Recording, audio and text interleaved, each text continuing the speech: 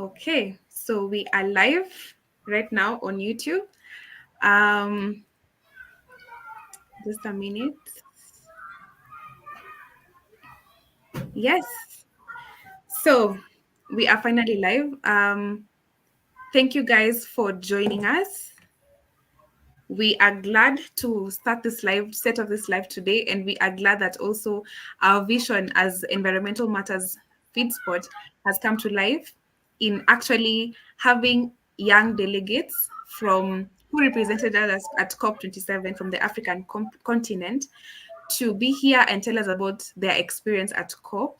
And unfortunately, two of our guests, the two ladies, Miss Gloria and Miss Christine, were not able to join us this early. But as we continue the discussion, they'll be able to join us in time. Yeah, so just a hiccup kidogo, but we'll be with them together.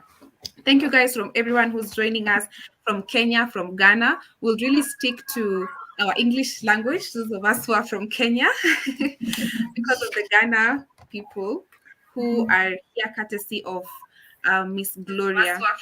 Yeah. So we'll just start off. So I'll just give an introduction about the Environmental Matters Feed Spot. We are here to just give knowledge and information that cuts across every person, whether the young people, the old people, and we really want to empower youths with information that will impact knowledge on environmental matters in the simplest way possible. Because youths are the current generation, really, not even the future. We're the current generation that are the leaders at now. And you should not wait for our decisions to be based on by what the older generation are talking about, but it should also take up space in these discussions and in relation to climate action. Yeah, so my name is Petronila Adhiambo. I will be one of the moderators, and I'll just let Esther to speak because she's my co-moderator for this session. Esther, kindly just take it away. Thank you, Petronila. My name is Esther Ishuga, and I'm so glad that we are all here and that our guests prepare themselves to be with us today. Yeah. We really thank you for that. As Petronila mentioned, later we'll be joined with the other two guests, and I'm hoping that we have a fruitful discussion. Basically, this meeting is to share information, especially to the youth. And the agenda of this meeting is really to bring out to them what happened at COP, the outcomes of COP, and really the way forward as we advance climate action in Africa and across the globe. And Environmental Matters Feed Spot is really a new young channel, and here we really focus on empowering people with the information so that they can utilize the same information for advancing climate action. And thank you for being here. And I think I'll just go straight to introducing our guests. I'll start with you, Bulimo. Hi, thanks Petronila and Esther for this opportunity. My name is Peter Bulimo. I come from Kakamega, Kenya. I am a project advisor for Kenya Environmental Action Network, also called KEEN, Bustani Gardens Project. Besides that, I'm also a global ambassador to Youth for Nature. And more generally, I'm an environmentalist and a nature enthusiast. Thank you. Okay, thank you, Peter. And I can go straight to Orieni. Thank you so much, Esther and Petronila. My name is Orien Javed from the Kenya Environmental Action Network. I'm the Assistant Communications Director there. I'm also the workshop engagement lead, or I was, for the Africa Youth Caravan to COP27. And I'm with Bulimo at Youth for Nature as volunteers. It's a pleasure to be hosted by you guys. Thank you so much. Okay, thank you, guys. And back to you, Petronila. Yes, thank you so much for that very detailed introduction. But just also to ask Bulimo, even as we're getting into the discussion when it comes to youth empowerment in climate action and seeking our space, could you just tell us what Youth for Nature does?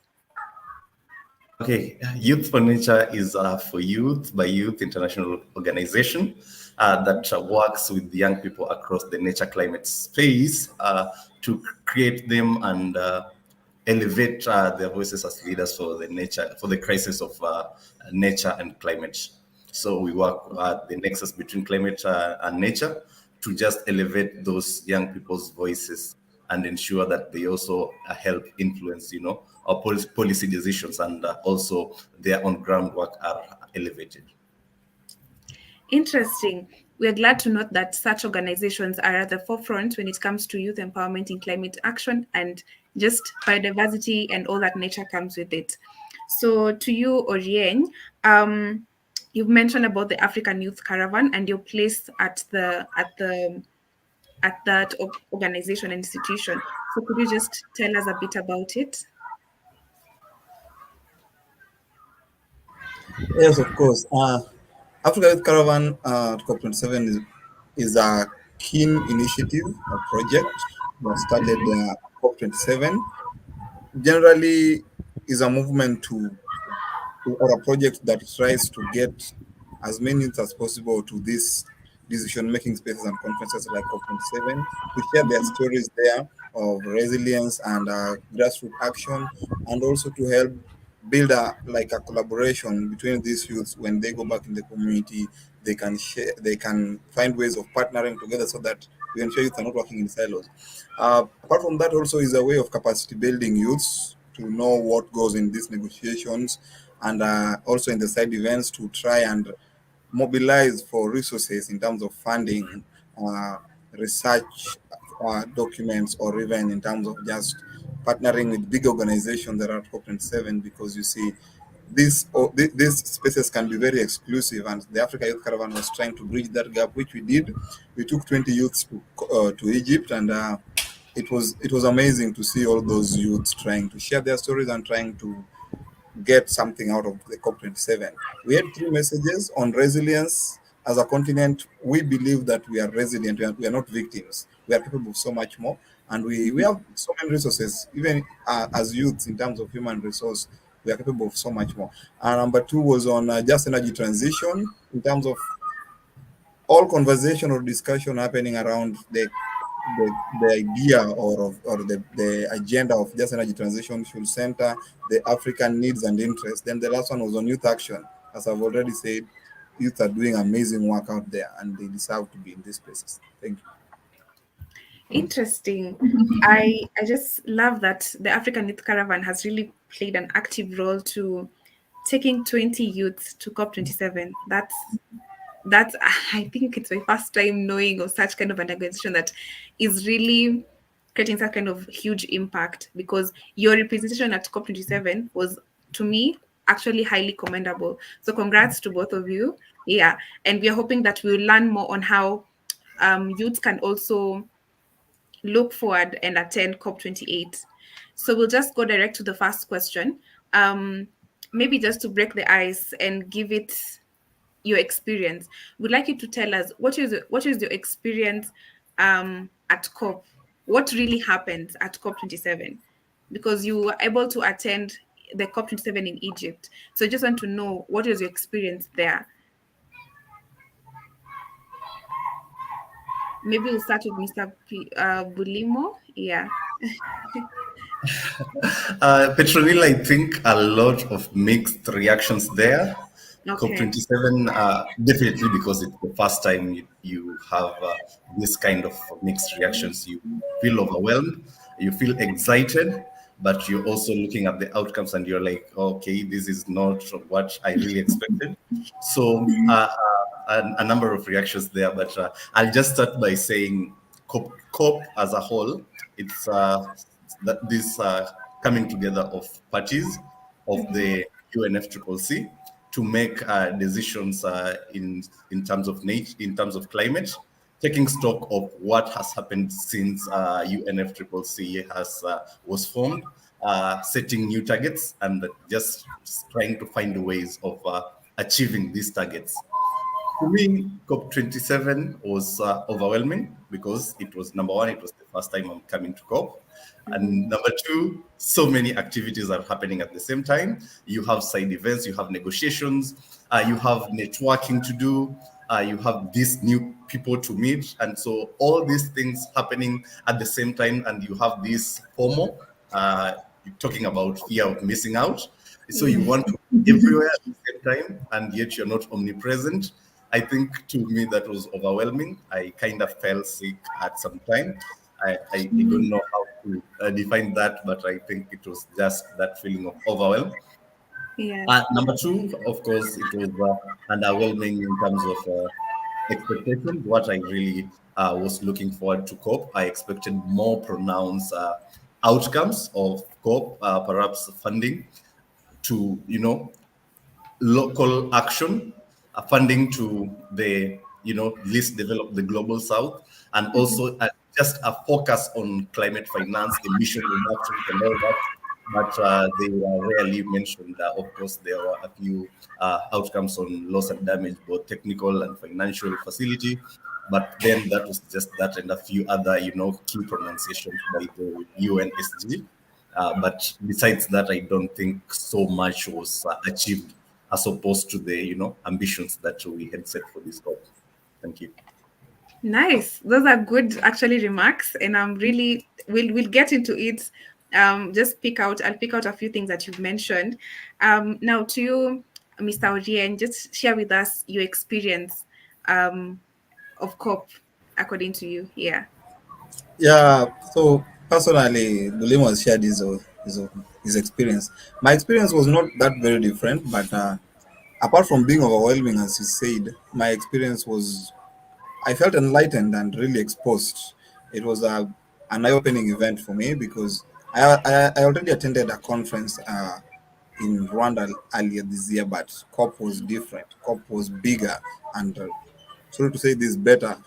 Um, there, I felt like at some point in terms of overwhelming, I felt like there were like four events happening at the same time. Conference of Youth COI 17 was a little bit smaller, so that one you could engage here, you could engage there. But COP27, you see there's the blue zone, the green zone, and the innovation zone.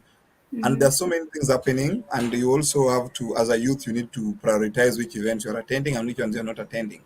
And this one can be very overwhelming. For us as the Africa Youth Caravan, it was simpler because our comms team had to kind of check all the events that were happening and give us recommendations what we can attend. So you see, if you have somebody like a delegation lead who is helping you, then that simplifies your work. But if you are alone there, it can be too much. So as I was saying, there were like four events happening. There are the things happening on in the negotiation rooms. In at the blue zone, at the same place in the blue zone, we have the side events happening in all those pavilions. Then there is the innovation zone on the other end, and then the green zone.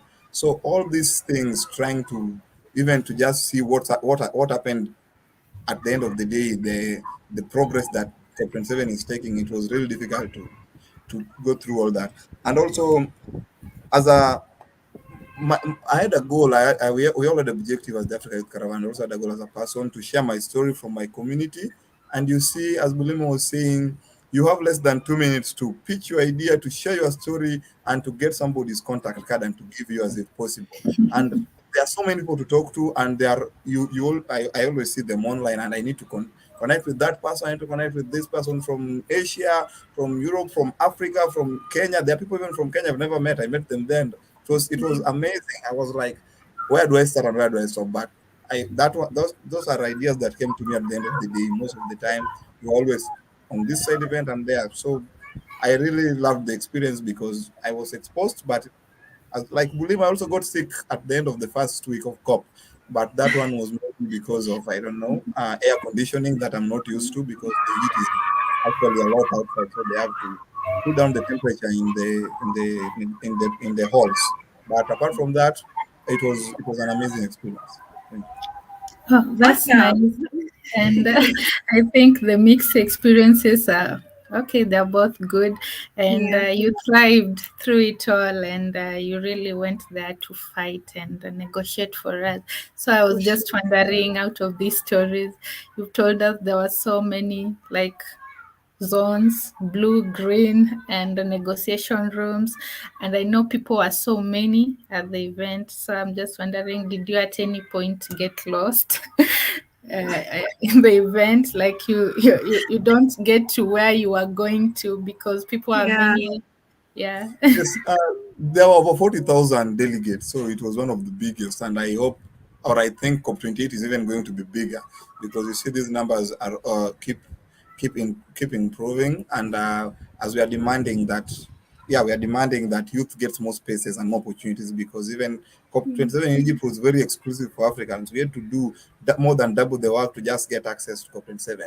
So the first day I spent the entire day getting lost because I was looking for the nature pavilion, which is in the blue zone. And I got lost with my colleagues there, and we were like, "Where is the nature zone?" They're saying it's in there are like three halls. Then I'm like, "So where exactly?" I'm in all three. They tell you even pavilions 5 or pavilion 15. You don't know. You don't know where to start. So there was a map and all those guides, but you see, the map also was kind of like in how do I put this, in an inverted manner. So it was difficult to read, but we, at oh the end of the yeah. first day, we knew where the important thing pavilions were, where the pavilions we had interest in, like the climate justice pavilion or the youth pavilion, nature pavilion, in pavilions like the Nigerian pavilion. You knew where these pavilions were, and it was easier to move around in the next day. Now that's on the blue zone. When we went to the green zone, Mhm. again, I had to get close there to know the area. The innovation zone was a little bit better, but Okay. I got lost severally. Yeah. Yeah, Nice. Yeah, Bulima and didn't get maybe lost. yeah, yeah, You're and maybe somehow before focused. Esther, before we go to Bulimo, I would just Mm-hmm. like to ask from Orien. You've mentioned the blue zone, green zone, and the innovation zone. Okay, I'd just like to inquire and ask for people like people who don't understand what these zones really mean. Could you just tell us what each of them was doing and yeah, kind of like that. yeah, I can try. So the Okay. blue zone, in the blue Mm-hmm. zone, you see there are access badges that you are given, and most all the negotiations happen in the blue zone, and you are given a badge for observers, NGOs. You're given a yellow badge for government delegation or country delegates. You're given a a pink badge. Yeah, I think so. These badges give you access to the blue zone. Some had access to week 1 and week 2, some only week 2, some week 1, but all that. So in the blue zone is where there are the negotiation rooms. We have the media center was there, and also we also had the pavilions. All the country pavilions were there, and also the like the nature zone, which were all most big organizations that are engaging in nature space were there, were in Okay. the nature zone. And then we also had like the youth pavilion there, which is a big deal for youth because it was the first time we ever had the children and youth pavilion at COP, so that was massive. Then the green zone, mostly there were exhibitions there, like there's an organization that's doing amazing work in energy or in uh, recycling or circular economy in plastic pollution or something like that. They have a pavilion in the green zone. There were also side events happening in the green zone. So green zone, mostly if you had access to the blue zone with your badge, you always have access to the green zone. You don't need a badge to get access to the green zone. Innovation zone, anybody at COP could get access to the innovation zone because here is where people show their innovations in terms of tech, in terms of business ideas, social enterprises, and there were very big organizations there too. Uh, I think I've answered the question. Yes, yes, you have. Yeah, Esther, you could. Yeah, it was Mr. Bulimo who was giving us a response. So kindly go ahead. I think my experience again with Doreen is almost similar. The blue zone is where negotiations happen. It's more of a very formal area. You get these negotiators, diplomats, and all those are stuck in the blue zone, you have to have some level of access also to access some rooms even in the blue zone. And then in the green zone, it's more of a less formal but very interactive area where mostly it's exhibitions, and especially in the Sham setting, that was very more outdoor and very relaxing. You could just enjoy the scenery. A lot of things were, very serene. And then there was now the innovation zone where all the innovation relating to nature and climate and, climate economics and all those things happened there. So any innovators that want to showcase their climate solutions, the innovation zone was their area. About getting lost, I think this really need to improve, and this is also for the surveying. Like they really need to improve on their user experience. There are no definite directions to show people where to go, which became really a challenge. You really needed to just work to find your way around the areas, which was not a very good thing. Again, most of the persons were not very familiar with English, and so the issues of language barrier also came out very, very handy, and it derailed the process even further. Spending almost 2 days just trying to identify your areas and where you need to go, where you need to be at, and all these events also happening simultaneously. That was a bit huge. Okay. So before Esther continues with the next question, we have seen that Miss Gloria has joined us. Miss Gloria, can you hear us? Maybe you could just introduce yourself. Hi. Hi. Sorry, good evening. Yes, Good because of evening. the different geographical locations. Good Yes. evening. Please, I'm coming. I will show my camera shortly. My Okay. name is. I'm also sorry for the noise in the background. My name is Gloria Ijai, and currently I'm working for Ghana Youth Environmental Movement as the programs officer. And yes, so that is basically about me. Esther. Yeah. Yeah, Petronila. Petronila. Yes. Petronila. Yeah, for now you can just call me Pet, just so that you wouldn't have to you wouldn't have to say Struggle. yeah. Anyway, so Miss Gloria, we are very glad to have you join us despite the different time zones. Miss Gloria is joining us all the way from Ghana, and we are very happy that she was able to make it to this live. And before we continue even further with our discussion, we'll just like to ask you, Miss Gloria, if you're able to give us a response right now. I think you are. Please, sorry, We lost her, or can you hear us? please hear me. Yeah. Okay. Yeah. Okay, Sasa. Wow, we can see you now. Thank you. Okay. Yeah.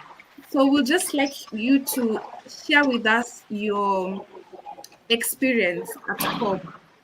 What was your feel, and what really happens at COP, and what is your experience there as Okay. Gloria? Yes. All right. Okay. Thank you very much for the opportunity. Thank you guys for putting this together.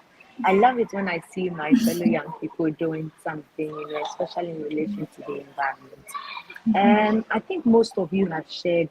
I heard Peter, I heard Irene. I hope I got your name right. I heard you share a lot about COP, so I think basically it was also the same experience for me. But for me, it was my first time at Conference of the Parties, and initially, I mean, I was told that for COP, the first day or your first experience, you'll be confused, you don't know what to do. There are so many things happening at the same time. So hearing that, I tried to do more reading, watch videos, engage a lot of people just to know so that I will not waste my time there. Yeah. So indeed, when I went my first day, I was like, what's happening? Everyone is everywhere. What is this? And then fortunately, even though I had specific rooms that I wanted to go to, areas that I had interest in, that is under food, under nature, and then biodiversity. My first day at that place, when I was just confused, someone just spotted me and said, "Hey, you're from Ghana. I've been seeing you. You're doing a great job. Can you be at my press conference?" So just there, I got something to do. And yes, that really held me. So I didn't waste my time the first day. I was invited for a press conference. After the press conference, I was invited again for another press conference with Climate Clock and then some other young leaders as well. And so from there, the experience was good. I was able to find my way around the whole COP place, try to get familiar with the pavilions, with the stands, and try to know what time to apportion for networking so that I just don't waste my momentum. Moreover, I wasn't there for 2 weeks, so I had to be very strategic with my time. Yeah. So yeah, basically my experience was good, but I think I was really disappointed because I thought like we had so many cops. I was expecting this to really like get us to that point where even the next cop will be like the final or the end of cop for for us because like 27, it's like I when I went, I was surprised at the investment that was actually made. Like you can see that a lot of money has gone into this, like billions of US dollars. And this can really solve so many basic issues in our communities. And I was just wondering, why are they doing this? And they've done this for 27 times. And they will keep doing it. Looks like they will keep, it's now a ritual. They'll keep doing it till I don't Yeah. know when. So I was really worried about that because for my organization and for what I believe in, I really believe in grassroots engagement. I really believe in doing something down there because it really doesn't take much when you look at the amount of money we spend on projects at the grassroots or down there in our local community. So that was my worry about COP and then how they are just spending money on all of these pavilions. But yeah, just to be very brief, I think that's all Yeah. about my experience at COP27. Okay. Sawa sawa. In Kenya, sawa sawa means Yes, I know. it's okay. So I was actually just to add this. I Mhm. had the opportunity to be in Kenya in 2019. I had a job offer at Dedan Kimadi. So I was Wow. working with the food science department, and it was a great experience. So when I came on board and you were all Kenyans, you remember Petro? I Yes. was like, Kenyans again. Oh my God. It's like my family. Yeah. So Yeah. yeah, I'm very glad Thank you so to much. see all of you here. Thank you.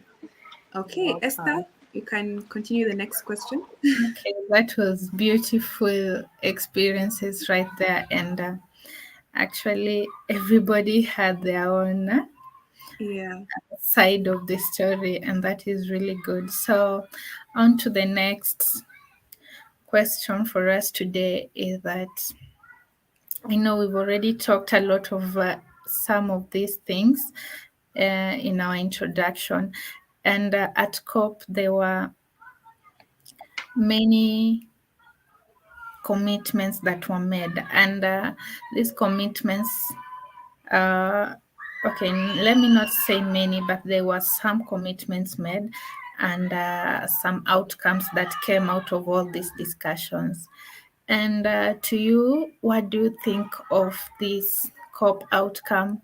What stood out for you, and what do you think can be done better so that we move forward? As Gloria said, that we've really been having this many COPs, and she's at a point that she thinks, no, this It's a should all ritual. end and we get down to action, because it's like there must be progress. We must see progress somewhere. So, what do you think about the commitments made at COP? And what stood out for you, and if there was only any disappointment at the same time? We can start with you, Gloria. Yes, thank you very much. Of course, disappointment a lot, a lot because I mean we saw how Glasgow COP26 went, And I was thinking maybe COP27 will be much firmer, straight to the point. Let's get something going. But it looks like as for this one, I don't even know. We even spent like way a lot of time. We spent so many like days there than the stipulated time, and that shows that something was wrong somewhere. And so first off, yes, disappointment is there, but I think one good side is seeing the children and youth pavilion the first time ever having that. And I realized that COP COP27 actually gave young activists like us, like all the young African activists, that platform to do something. For most of the people that I knew in activism who were there, they were given opportunity to moderate either a session, opportunity to organize a session, opportunity to engage these leaders. And I feel like that is actually it because young people are actually working at the grassroots and they need that visibility. We sometimes are not even asking for money or anything. It's just visibility, someone to acknowledge what we are doing. So I think it's a step in the right direction to encourage more young people to keep like coming into the environmental space, to keep leading solutions. So that's the good part about COP that I like. And I also realized that Al Gore with his coalition also launched the AI technology that is able to that's it's called climate trace inventory. Yes, to be able to identify the true emission state. Those people report that, oh, maybe this is how we are contributing to climate change and all of these big companies, but it's actually greenwashing. So I felt like that's also like a very good initiative to help us know those who are actually lying. Those who are not doing anything, but they are putting out that impression that they are doing something.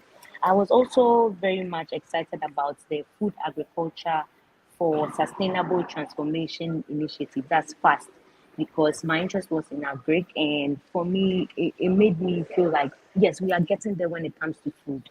Because food is a very complex topic. You don't find people really talking about it. And we know the direct link between food and then the environment, food and climate. So for me, it was a good step, and it was even a more good step seeing that we had like this food systems pavilion, where it was solely dedicated to food and then climate change. It's a very good step as well. And for the commitment, loss and damages, we did well, but they could have done better because it's like they just announced that yes, we've set up the loss and damages funds and whatnot, but there's no structure, there's nothing, no planning. Right now, they don't really have a plan. They are now going to think about it. So that means that the next step, you're going to waste another number of days there trying to design something, put something together, how this thing will go about, and all of that. It looks like we are not going to get our loss and damages fund right now, and it's going to take another decade. But yeah, all the same, it's been great. Yes, I've loved all of these things about COP27. Yes, so I'll leave it over to my other colleagues to share. Okay. Rini, what do you think about the outcome of COP? Is there anything substantial on your side, Orieni?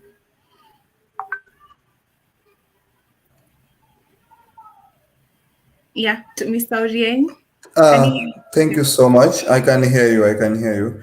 Okay. There were so many outcomes at COP, and I think I can share a few. At the end of week one already, you can hear me well, right? Yes, we Yes. can. We're actually taking notes. This is. Okay. So at the end of week at at the end of week one, there were so many. There was disappointment in there because we were feeling like, what are the leaders doing? They have the opportunity here, and as Gloria has been saying, they've been doing this for 27 times. So we know the drill. They delay until the end. They not arrive to decisions.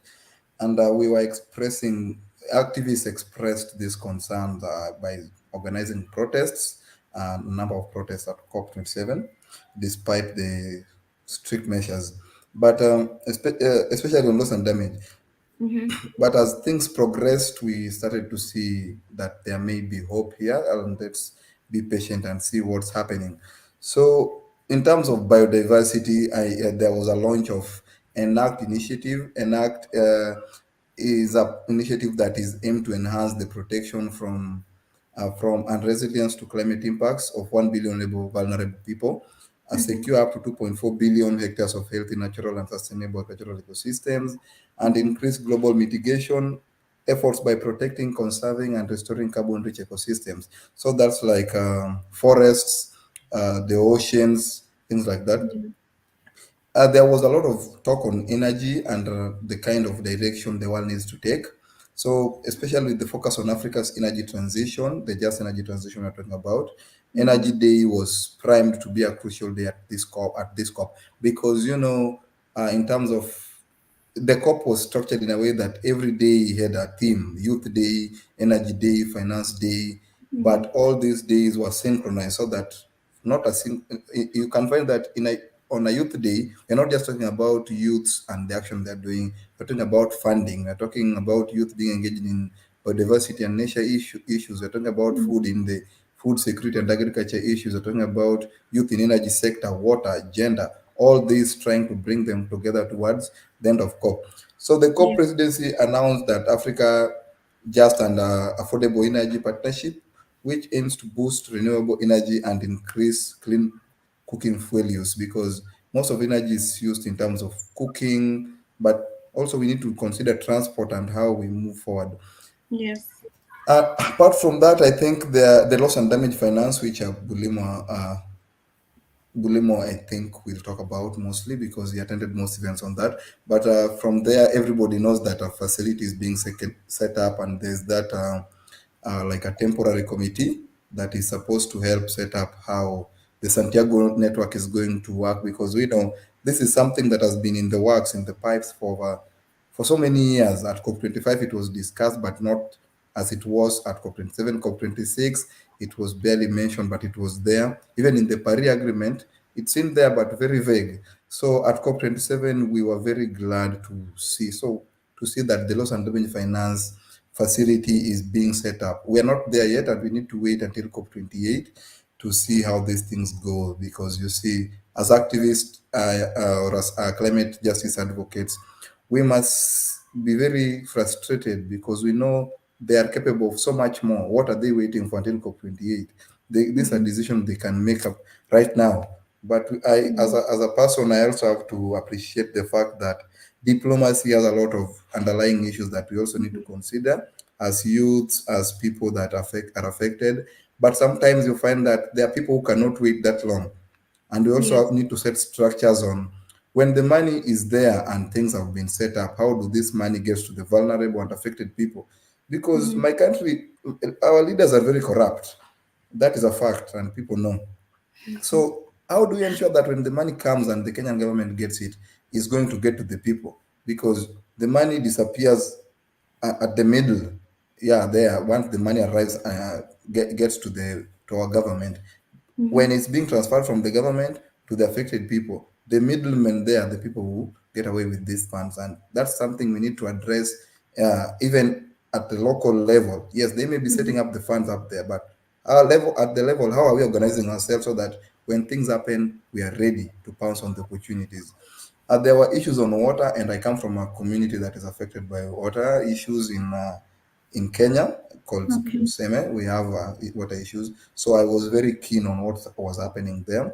Action on Water Adaptation and Resilience Initiative was launched, which pushes for water adaptation investment in Africa, and Africa Cities Water Adaptation Fund was announced, which is aimed to bring 5 billion US dollars to 100 African cities for urban water resilience. Mm-hmm. Most cities are experiencing water shortages. For example, Nairobi at times, and even Kisumu, and we are near the lake. So it's really crazy to think about that. So these are some things that can help us move forward as a continent, as a people. And as I've said, there's so many commitments. Bulimu will share others, and if they still need for me to share, we can organize something with Petronilla, or we can write a blog together. I don't know.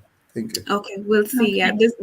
yeah, there's so much to be discussed, and I can already feel the kind of intense we are getting as we discuss about the outcomes and express our disappointment. Yeah. So maybe Bulimo could just Just before Bulimo comes in, I think, yeah, Oreni, as much as he has talked about the commitments that came about, even though some were not very substantial, I think I really commend the fact that he has recognized that even us, we need to play our part. yes. Because when these structures come out, very we the funds come and it gets to hands that are not organized. It only goes in the air and finally we don't get to benefit from it, and we don't get to advance climate action to save the environment and humanity. Thank Mhm. you, Reni, for mentioning that. Yeah, to you, Bulimu. Thank you, Aurelini and Gloria, for contributing to this. I think this was supposed to be an implementation COP, and just like any other COP, a number of pronunciations were made. If I might just mention a few, there was the 3.1 billion shillings announced by, the UNSG Secretary General to, invest in early warning system and ensure the world is very well prepared against the impacts of climate change. There was also another 200 million USD by G7 and the V20 meaning vulnerable 20, also again to ensure mitigation against climate risks and that communities are able to respond well. There was also another 1.5 million USD for the Global Environment Facility, again geared towards climate finance. Also, you all remember there was this talk between Kenya and UK with a tune of up to 500 billion Kenya shillings to address Kenya's unique energy needs and the just transition. So a number of pronunciations were actually made, and of course the major pronunciation about the technical support for loss and damage. Yes. This directly refers to the Santiago network, and also now the financial facility that has just been approved and is being set up. But as I said, this was supposed to be an implementation COP, and finding out now how, for example, Oh, did we lose him? Yeah, I think we did. Bulimo, can you hear us? I think we lost him there.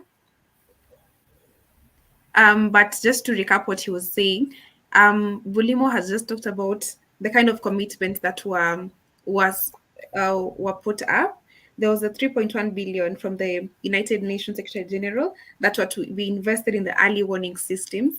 And then there was also some funding which was to go to the vulnerable 20, which were termed as a V20. Sometimes when you go through these documentations from COP, you don't really understand what is posted in the documents, but with such kind of a breakdown, it's easy for us to know and see what was really being mentioned. And that's the whole idea about this live, to help us recap of the details that we need to grasp as individuals. Yeah. And then he was just saying that he really wanted this COP to be more on the implementation, and I think he's back. Okay.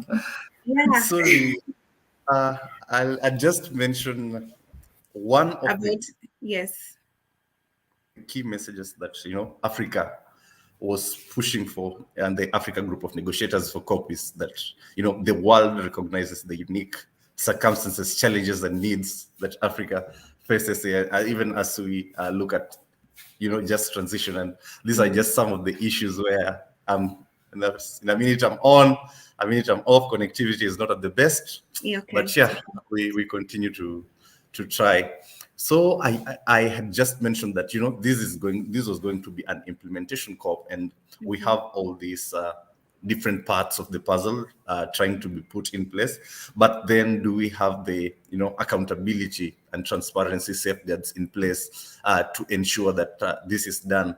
COP process in itself is very voluntary in nature. And so, what are the implementation safeguards that are there, and commitment safeguards that are there to ensure that those who are making commitments own up to their, to their commitments, and you don't just say these things to, make people happy or for public relations and or some to tick some diversity cards. And so there is still so much that we are watching closely, and we want to see how this one will unfold. I just had the frustrations from the SG that even for the financial facility, there have been descending opinions on how actually this will look like.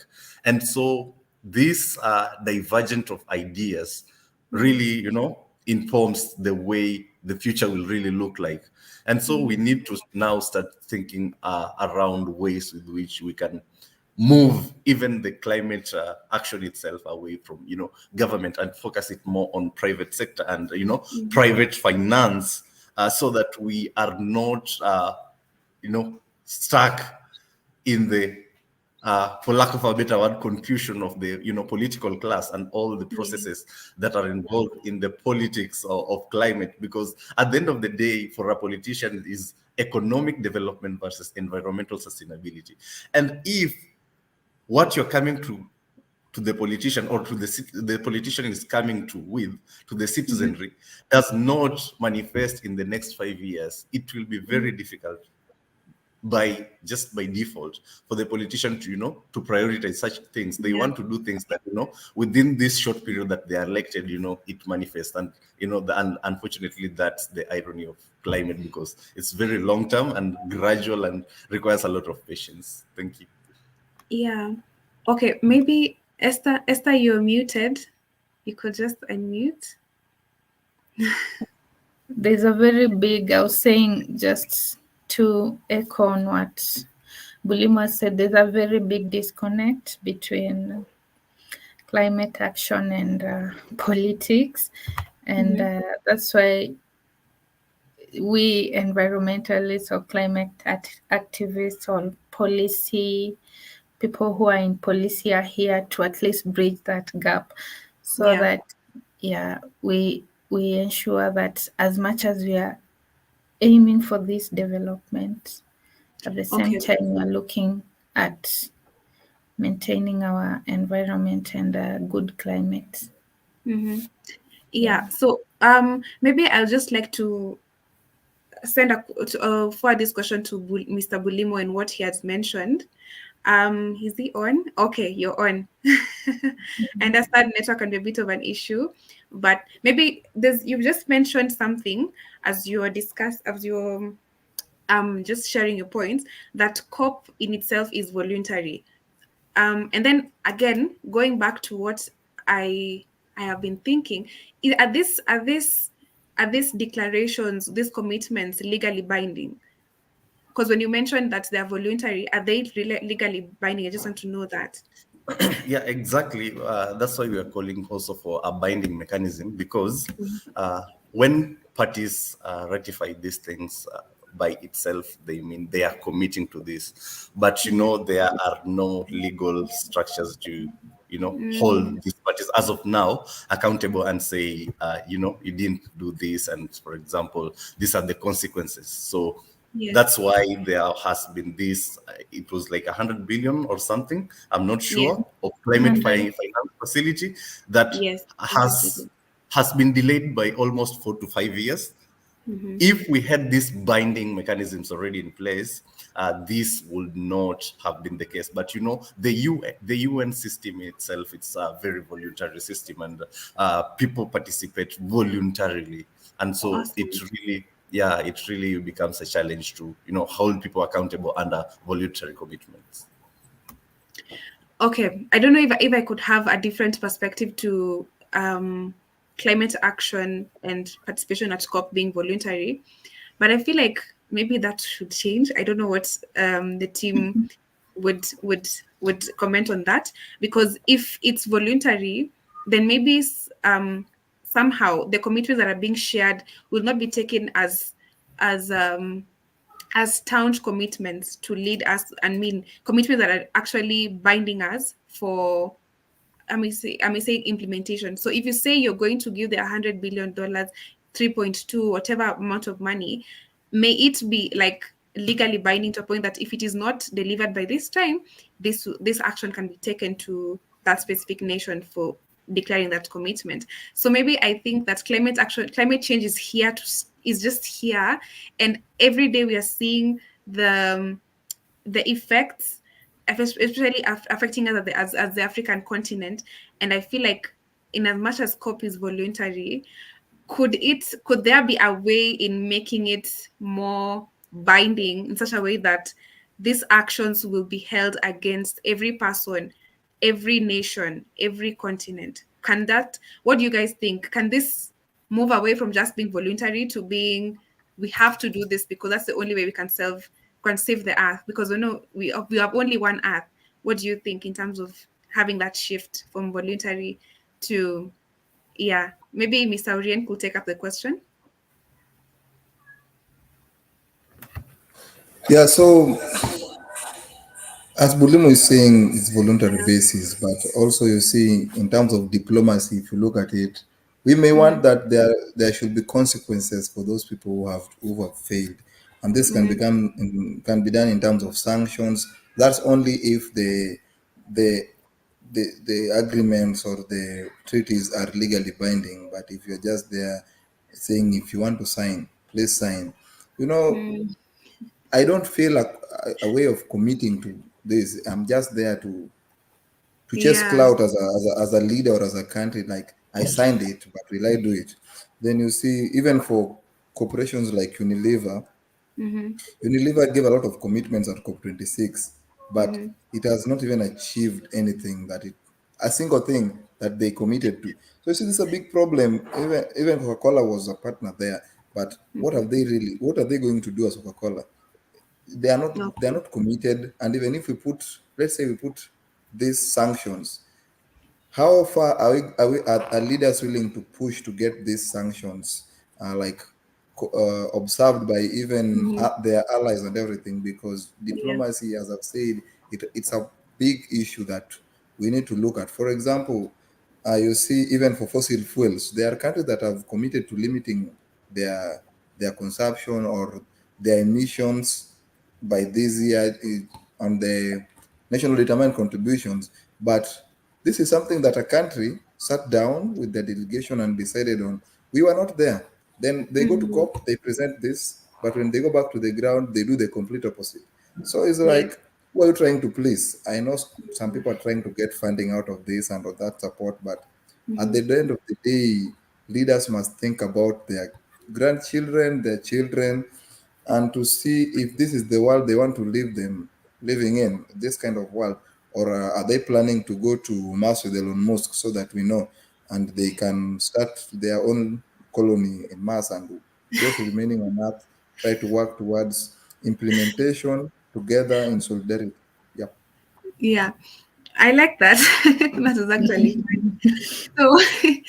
So I think I like your point of view. And now that we are moving closer to where we are moving closer to home, and the main point of focus in this discussion on the youths. Youths are the leaders not just of today, tomorrow. We are the future, and we are the current generation that are, we are taken up as the ones that are holding off the highest population in the African continent. So we are very much interested in identifying the different avenues that youth can come in for climate action. And then you being part of the youth delegation that represented us at Sharm-El-Sheikh, um, what were you discussing amongst yourself in the youth pavilions? What were you talking about? Because I understand that most of these commitments, most of these outcomes were mainly from, I can say, the blue room, if I've gotten the discussion well. Yeah. Yeah, from the negotiation rooms where the main leaders were. So what were you doing actually at the youth pavilions?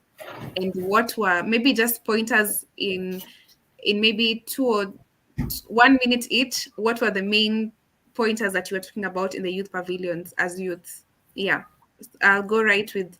I'll start with Gloria. Gloria, are you with us? Gloria, I guess she's not in. So we'll just start with Bulimo. Maybe tell us what was happening at the youth pavilion, and maybe just in a minute, what were the discussions that were going on at the pavilion with the youths? Yeah. I'll start by a very unpopular opinion that I was not very much at the at the children and youth pavilion, Okay. because I when you enter COP at the first Mhm. day, you find it very overwhelming, and so you identify specific areas where your side events will be, and just focus around that. But I must admit that I was at the children and youth pavilion, which was the first Okay. time children and youth are actually having a pavilion at COP. Mm-hmm. And it was a very awesome space. There was a lot of energy. This is the area where youth activists from across the globe actually converged. Every Mm-hmm. every every other youth activist that you had at least heard from, you could easily get an opportunity to meet them at the children and youth pavilion. And here now, it's where now we do what we call momentum building. For example, come together and create actions. There was also showcasing youth are doing in different areas and different Mm-hmm. parts of the globe, and how we can come together, because you realize most young people are doing a lot of things, but also these things are almost somewhat similar. And so Mm-hmm. how do we learn from each other and add value to Mm-hmm. what you are doing in your country as opposed to what I'm doing in my country? What are the unique circumstances in your country, and how can we build upon that, to build a global movement that Yes. brings about youth as people who are speaking from one voice and not Mm-hmm. compartmentalized as such. Yes. So that was it Okay. from. Interesting. So to you, Orien, what do you think was happening at? Were you at the youth pavilion, the children and youth pavilion? Hey, I was there a few times. I was there for an interview with Hali Hewa podcast that is being run by Abigail Kima from Kenya. I Okay. was there also when our CS for environment was addressing uh, a session there, Mm-hmm. like 3 or 4 times, Mm. because number one, no offense for people who organize the children and youth pavilion, but it looked very confusing. There were so many people, it was always thronged and filled up, and there were so many things happening, and I was like, who organized this, who designed it? Because anybody can pass through it, so it was a bit Yes. tricky. But I was there, and apart from the children and youth pavilion, youths were even meeting in other pavilions trying to talk. But one conversation was very clear: we Mm-hmm. need to work together, we need solidarity. That was Yeah. what every youth was calling for. We need to work together, and Yungo is a focal point and all that for children and youth at the UNFCC, but Yungo can only do so much. There are things that Yungo cannot do. Let's say, for Mm-hmm. example, in terms of campaign organizing on the groundwork, Yungo can partner, but it cannot actually get involved in that. Then Yungo, is so much into policy. There are things Mm-hmm. that we need on the ground here, action that we also need, and we need to support Yungo in whatever they are doing with the working groups, agriculture, all that. But you see, as youth, we realize that we are working so much in silos, not just at COP, but also on the ground. You find that there are 2 or 3 youths doing the same thing, but they're not willing to sit down and work together because they have fear that they will not get funding or control of the funding. And Mm-hmm. personally, I don't really care who has control of the funding as long as we get the money and we get the job done. And also something that we realized as youths, the youths I talked with, Mm-hmm. was that we need to move away from the donor funding structure, or the concept of donor funding, because everybody now is going for the same funding. But we can build a more sustainable funding ecosystems, even in our own organizations, where we have social enterprises that generate income.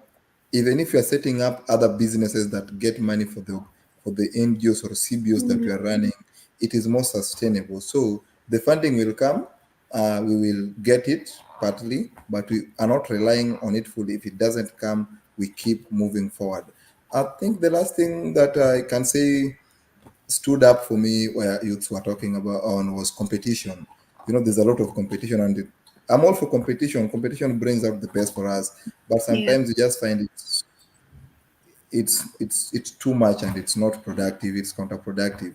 For example, let's say Gloria is in a room and they're Yeah. looking for a person who has communication skills in terms of hosting a podcast or hosting an interview or a moderator.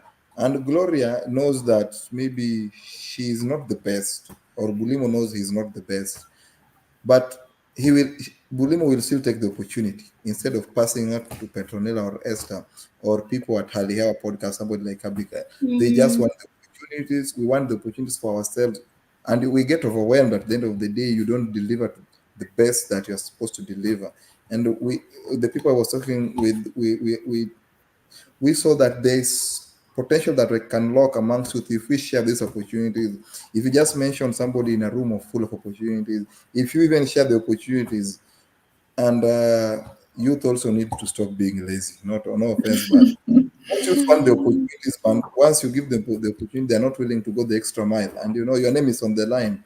Yeah. You recommended Orien. Why is Orien playing with my work? Then now Orien is not going to be held liable. You're the one who's going to lose that network or that relationship. So Yeah. as a youth, I realized that I should stop being lazy and do what I'm supposed to do. I deliver on what I'm on my promises. Yeah. That's so nice, Oreni. Actually, when you mentioned about youths not depending on funding, I think that is something that, yeah, youth should really look into. Together with Gloria, we studied something on green entrepreneurship, and Mm-hmm. I think youth should have equipped themselves with more knowledge so that they can look for ways, actions that can solve these climate problems and generate income for the same. So that is really nice. And I think we should not really be over dependent or Mm-hmm. depend too much on funds, Yeah. but yeah, be creative and also stop being lazy. Yeah. Okay. Gloria, we were just sharing um, the kind of avenues that youth can take up when it comes to climate action. And then one thing that came to my mind, and that's why I asked the team, was what was being discussed at the Children and Youth Pavilion. And just to ask before you answer this question, were you able to be in that pavilion, the Children and Youth Pavilion? All right, thank you. Yes, first off, I think, is it Oremi? Yes. Yes. Thank you very much. You made some really good points that are actually in sync with what I also think of. Mm-hmm. Well, first off, the Children and Youth Pavilion, yes, I was there a number of times, but honestly, it was a whole lot, like he said, very scattered, a lot of things happening at the same time.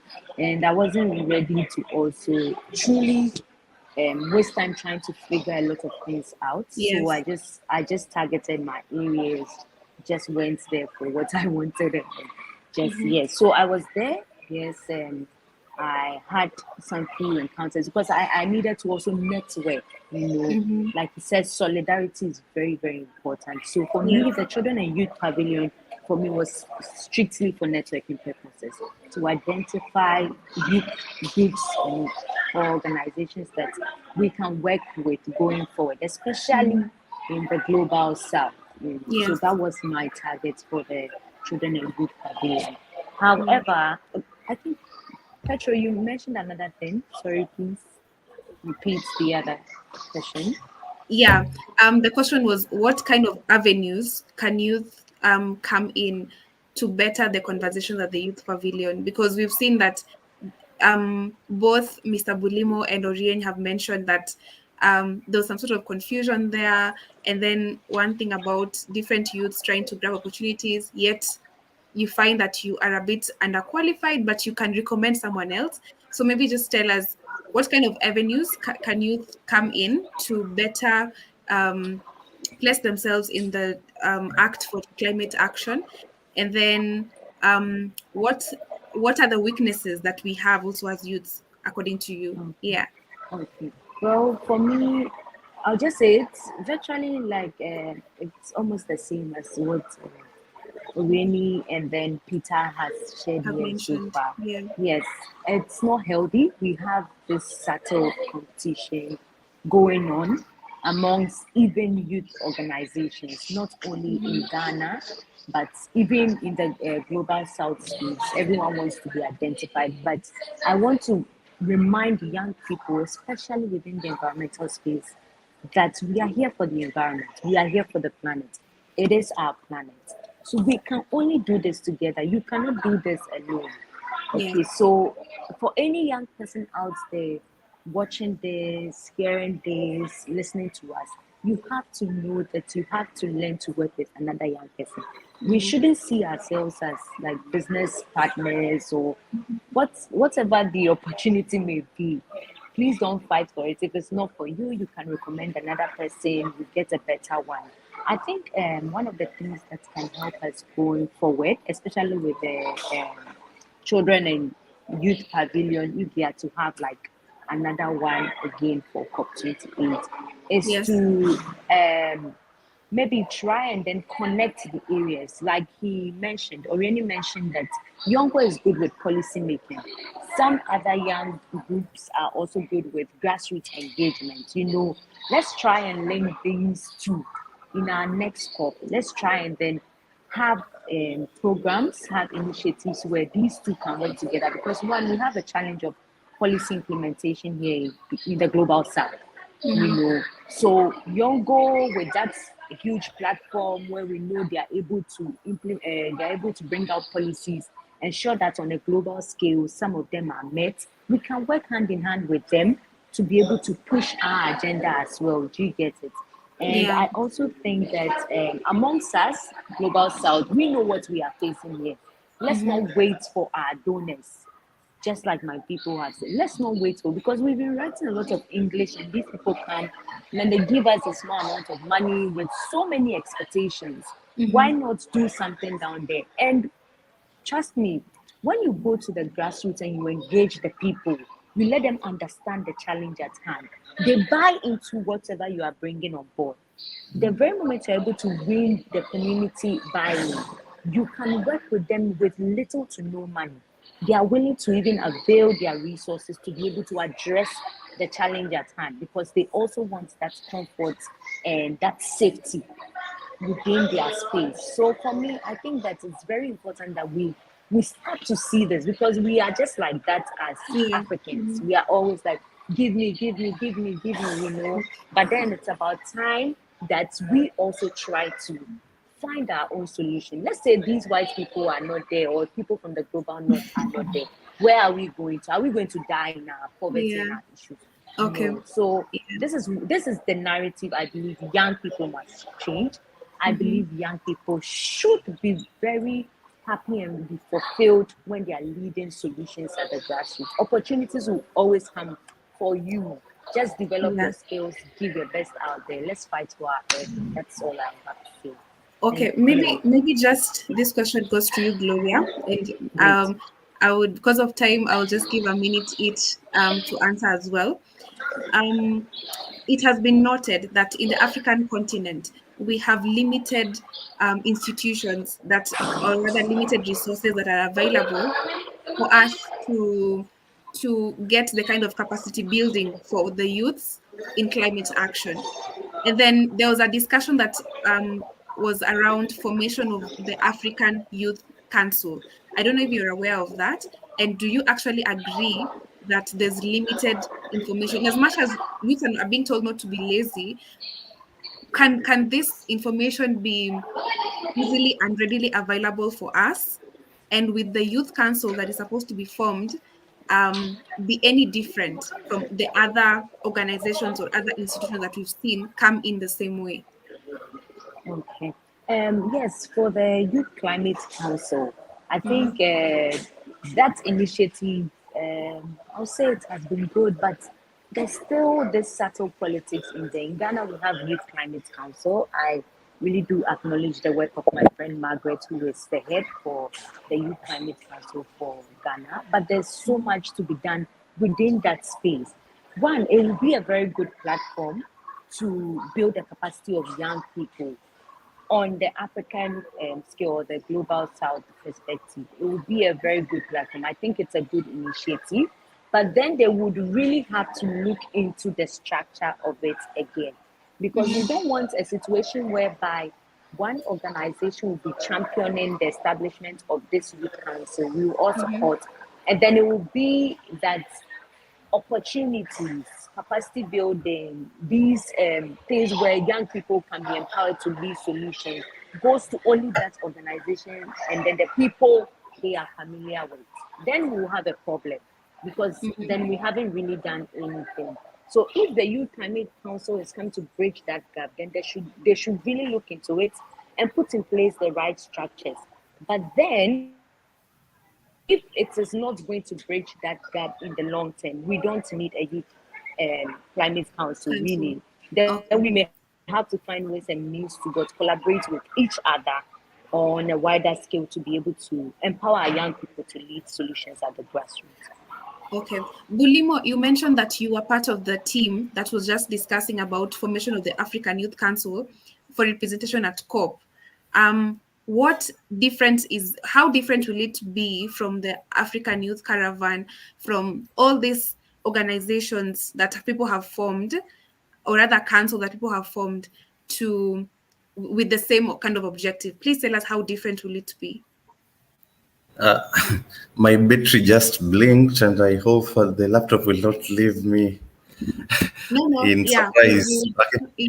yeah. So the Africa Youth Council, I think this was a discussion that we were having with the Global Center on Adaptation, in partnership with the African Development Bank and some other partners. Are you able to hear me? Yes, Yeah. we can hear you. Yes. So what this council actually wanted to do, they were actually collecting our opinion on how the council will look like, what will be its focus areas, how does it operate, and we were just trying to give insights around this. And that resonates exactly with what you were saying. In every country, for example, we have a youth council. The UN Secretary General has a youth advisory council. I think even in I'm not sure if in LFCCC we have the youth, constituency. And so there are a lot of, youth things, but then how do you create a unique environment that you are not replicating ideas, what these other groups are, doing? So Yes. what unique thing will you now come in to fill? What is this gap that you're coming to address? So that was the discussion that was going on, and they were looking at, the needs, and, the needs are, the common things that we know, capacity, access to resources, at scale financing. For example, you look at the African Development Bank, and they are only giving grants that are, at least 100,000 USD. Small youth groups cannot be able to write proposals to, to Yes. claim 100,000 USD. And so the question is, what needs to be done? And, we are being told that number one, we need to expand the scope of our vision. Number two, we need to come together and work together, because most of our initiatives revolve around the same thing. We need capacity building. We need to implement restoration projects. We need to do advocacy. It's the same thing. It's just the approach that, it's kind of different. And Okay. so there were talks about, expanding the vision. But the even larger question is, will the council be able to achieve what others have not, achieved? Because the question of youth tokenism then comes in handy, because you are there. For example, you give these ideas, very brilliant ideas, but are they really put to action? Or are you just there to, feel important that, I suggested this idea, and then go to the next forum and suggest almost similar ideas, go to the next session, the same thing. So we had a very robust conversation. It is a conversation that is still ongoing. I cannot tell you that, Okay. we came out with anything substantial. We gave our proposal, and now it is up to those in charge of this to see how it will be operationalized. We were talking about a rotational secretariat that it's sometime 1 year in West Africa, 1 year in North Africa, 1 year in South Africa, perhaps. We are also talking about a representation. Who is supposed to be in this council? Do we need country focal points? For example, do we need gender considerations? Do you need the diversity considerations? People from the marginalized frontline communities and things like that. So it's a whole discussion, but I'll be able to look at how it unfolds, and if I get any more information, I should definitely be able to share with you, Petronila. Okay, that's very nice. I actually love that. And I think these discussions, as we continue, we realize that time is also not on our side, but I feel we had another bigger forum, or we could even side chat to to create another live to even delve into these issues so much more. But maybe, Esther, do you have anything to share before we move to the next question, or any other question as we proceed? Okay, I think so far so good. And as we move to the next question, I'd really want to know, in all this, okay, the youth and, okay, for the first time, I think the youth and children were really represented in big numbers at the COP. In your own measurement, as the negotiations are going and the commitments that are coming in, do you think the youth voice is being heard? Do you feel like there's progress, or do you see hope that really the youth voice is coming up strongly, and that their demands are really being considered at the same time? Yeah, maybe let's start with Gloria, because she would be leaving us shortly. Oh, she's left. Sawa. Okay, we will just go straight to Bulimo. Maybe tell us if really the youth voices are heard, even as we go through to this forum. Oh, Gloria is back. We could give her a chance, and then Gloria, did you get to hear Esther's question? No, it wasn't clear. I think it was breaking at the time. Sorry, Esther, please take it again. So Okay. I was asking, as all these things, all the negotiations are going on, and now that youth was so presented at COP together with children, do you think there is progress? Do you think the youth voice is being more heard and coming out strongly?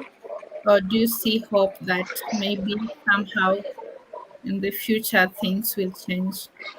Or rather, Yeah, just to add on, do you think that we are also involved in terms of what we deliberate and the kind of things we put down?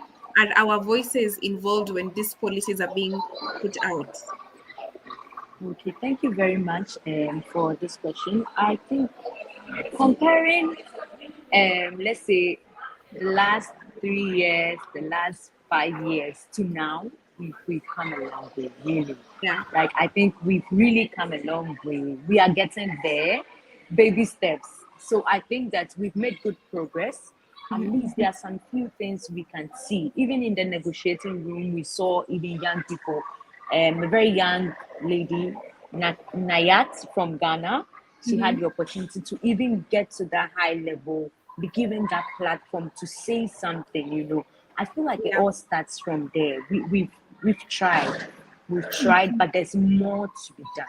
Truly more to be done, not only in policy making, in even leading solutions. Do you understand? Yeah. Because most of these older folks also think that young people misuse resources, mismanage, and cannot lead projects and all of that. I think that we have to move from that phase for them to entrust huge projects and things with us, and we can deliver on it spot on.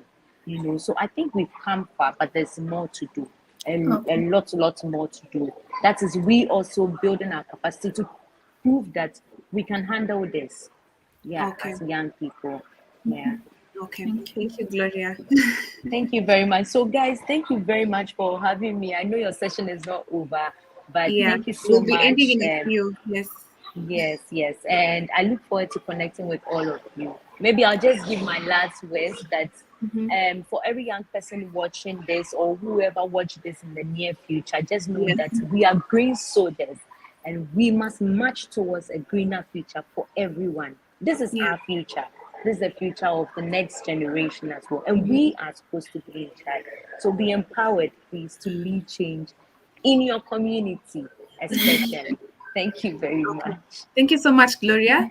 For Thank those who are joining you. us late, Gloria is coming to us all the way from Ghana, and we are so glad that you are able to join us and get not just the perspective from the our perspective from the Kenya, because we are most of us are from Kenya, but also what Ghana has to say. Thank you so much for your presentation here. Yeah. Okay. So maybe Orien will take up the question. We can try maintain the 1 minute mark as we come to an end. You're muted.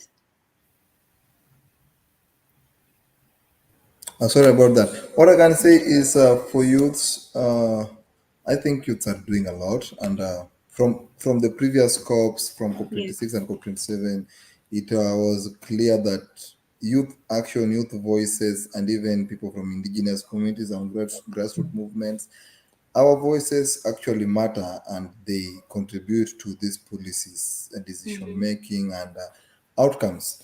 From the Yungo statement, all those things I think that youth have been doing for an entire year, and you see all this build up to this statement that Yungo shared. And apart from that, youth are share have a lot of initiatives that they're running, a lot of awesome initiatives. So this proves that youth are leaders and at the forefront of trying to mitigate and adapt to climate effects of climate change.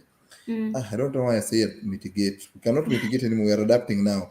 So youth are at the forefront of adapting to Adapting. climate change and the effects that comes with it, and also something that also youth want to work together, and there's that solidarity amongst us. So it's only building that movement that we've started, and it becomes like a snowball. Yes. Okay. People, yeah, it just moves on its own like a living being. Okay. Then sharing Oh, opportunities, we need to share opportunities as youths. We need to work together to build capacities of each other, to give each other opportunities so that we can grow together, because we can only do this when we are all in positions of power or positions of greatness. Even in the local communities, there are ways that youth want to be positioned strategically. So how do you help how do you help them help themselves? Because you can only help that much. At the end of the day, it is a personal responsibility. The last one is understanding the issues. We need to understand issues before we talk about them. We need to know the facts, the data, and the science. If we do not know what we're talking about, then we're just making noise, and there's no time for Yeah. that. Yeah, thank you. thank Okay. you. Bulimo, maybe your last your last comment on the same question and maybe a parting shot at the same time. Mm. Can I go ahead? Yes. Yes, please. Okay. What I can say is, I think meaningful youth engagement and youth tokenism are actively competing. Mm-hmm. In one hand, as Sorini rightfully mentions, like the youth are doing so much. But on the other hand, there is that aspect of tokenism and the aspect of being just engaged for the sake of it. I'll give an example of loss and damage. I'm not sure many youth were having loss and damage as a priority maybe 2, 3, 4 years ago, but somewhere along the way, and all the youth were talking about loss and damage. How it came to their attention, it's something that we'll need to uh, uh, find out, in our own conversations. But then again, you see, out of the consistent youth voice on loss and damage, we were able to get at least a resolution on both technical support and a financial facility for loss and damage. This means that the youth voices are actually being heard. But is it for the right reason? For example, are the youth going beyond this loss and damage to partake in the implementation of, loss and damage financing, for example, loss and damage projects, and just recovery from loss and damage and things like that? Or are we just going to be used as vehicles to push an agenda, and then after an agenda is done, then we are thrown to the next thing, the buzzword for COP28, for instance, and the buzzwords for COP29, and so on and so forth. And so what I think young people need is, the motivation and the mentorship to have a solid background on matters to do with climate, and to come from a point of common understanding, and create a continuum of change and knowledge, so that we have these great skills and ideas, but I think they are thrown all over the place, and we're just moving with the flow, with the currents. And today it's loss and damage, let's do it. The next day it will be adaptation, let's go. And so there is no significant or consistent flow of action among the Yeah. youth group. I think we really need to be capacity built and understand the climate issues in details, so that we take action from an informed point of view. Thank you. Okay, Okay, let thank me you just so much for your time. Esther, And I maybe think, just to take up mhm, a bit of what Bulimo had mentioned when it mhm, comes to capacity building. mhm, As I mentioned earlier, Africa has that, let me say it's a weakness for us. And let me not, sometimes I feel it's so bad when I start mentioning Africa, Kenya. I think generally most of us, let me speak on myself, when it comes to even finding out the issues related to climate action, it takes me to dig up and really find the information. Not I have to go watch this, listen to this, find this, read this document, but I wish all this information was more synthesized to the young people, and then we can be able to scrabble through the puzzle and see, then actually there's something on agriculture, I can do that. There's something on related to food insecurity, I can solve that problem. So I think the issue around capacity building being a weakness is all rounded for most people. And what you mentioned is that we need to be more factual and backing up our ideas with research, as Ms. Aurin had mentioned. So I feel like with that weakness, what I want to say is, could we have been a way have meaningful collaboration even as we start right now, working with Mr. Bulimo, Mr. Orien, with the Environmental Matters Feed Spot together, have some sort of collaboration to push this information out there for people. And that's our goal. That's our goal in this YouTube channel. But again, would you be willing to work with us in sharing this information to the young people in whatever way that we can, apart from this live? I'm clearly throwing you under the bus and letting you agree to this on a live. But yeah, but I feel like it's something that I find as a weakness, and if we can be able to do something about it, then let's just do it. So yeah. would you be Yeah, willing to just collaborate with us through our ideas when it comes to sharing information to people?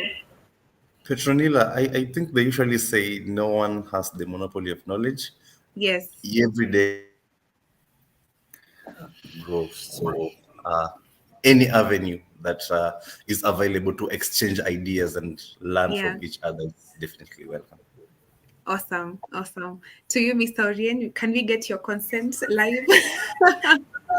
Hey, Petronella, you have tricked us. But I can say that I am all for collaboration and support. And if there are youths out there who want to work with Kenya Environmental Action Network as partners, who wants to join our network as an organization or as an individual, kindly, I'm all for collaboration and working together Awesome. and trying to push this agenda together. So sign me up.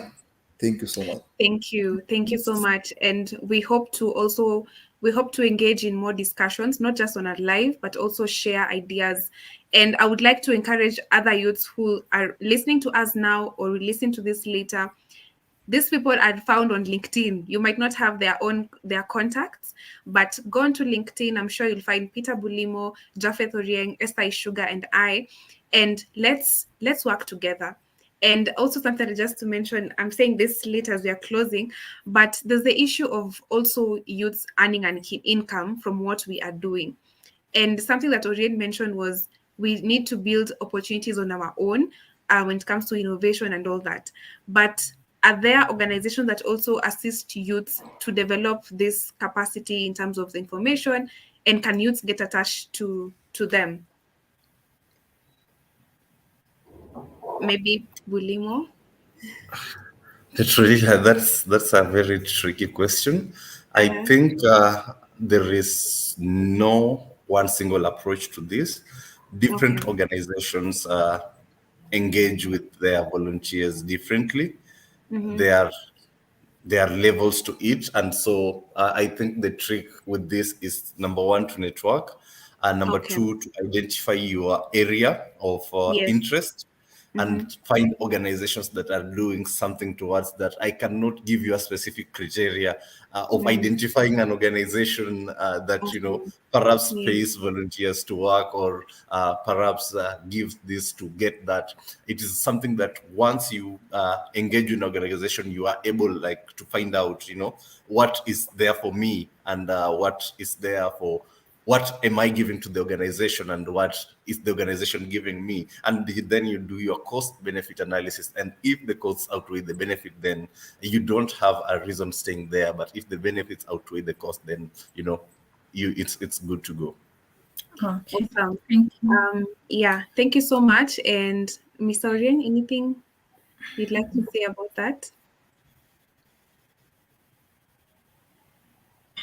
I think I missed the question kindly because Bulimo is saying it's a tricky question. Let me get it well, kindly. Oh, the question, the Okay, question, Petronila is asking, yeah.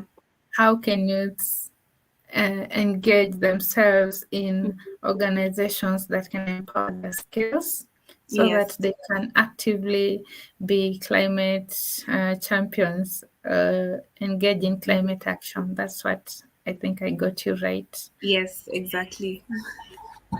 Yeah, so I've been a volunteer for over 6 years now, and I can tell you it's a brutal business because, as Bulimo was saying, different organizations have different strategies. And I'm trying to start this conversation and try to see how we can talk about volunteerism, or we can approach it in a different way, because at the end of the day, after volunteering, Petronella, you must get something to eat. You have some things you need to sort: transport, food, maybe data support. These are things that organization can bridge, can bridge. For example, Youth for Nature does that, and you see, if you go to our website, you'll see our capacity building initiative.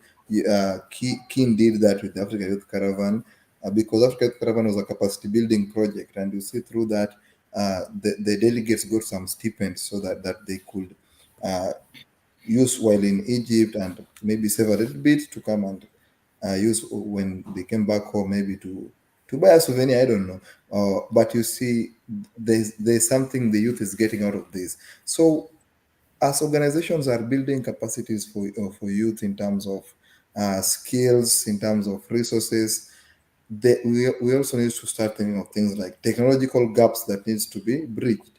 For Mm-hmm. example, a youth needs a phone so that they can engage online better, or a laptop so that they can do the tasks that have been assigned better. How do Mm-hmm. organizations ensure that these youths get this? How Okay. do youths ensure that once given these resources, they actually give value to what they've been given? So this is a conversation that I think is very broad and needs to be had. There's a concept that Dr. Richard Munang of the UN Environment has been trying to push for quite a while now, called innovative volunteerism.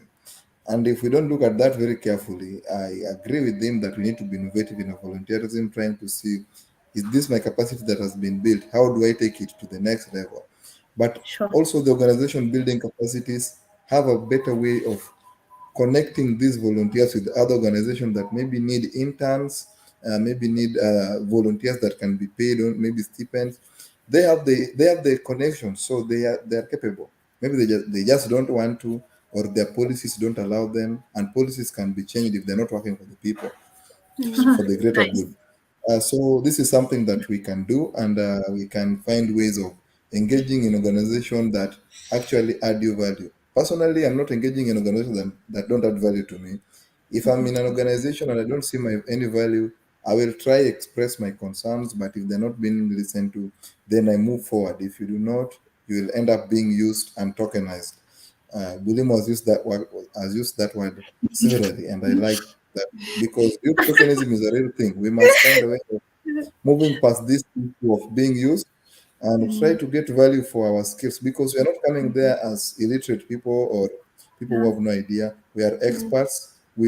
Our parents spent a lot of money taking us to school, and at the end yeah. of the day, we must talk from an expert perspective. Yeah. Okay, thank you so much, Jafet. And I think we'll do another live on how we can engage youth in yeah, in building their capacity. Yeah. And actually, it has been a very good session for us. And Mm-hmm. I'm very happy that when we approached you guys, you're very open to do this. Mm-hmm. And that already means that you cannot work in silos, as they say, youth want to work on their own without engaging each other. And we really appreciate that. It's unfortunate that one of our guests did not make it, but it's normal. Sometimes we get some hitches and it's accepted. And so for this reason, I'm very happy for the discussion. I'm very happy for your experiences.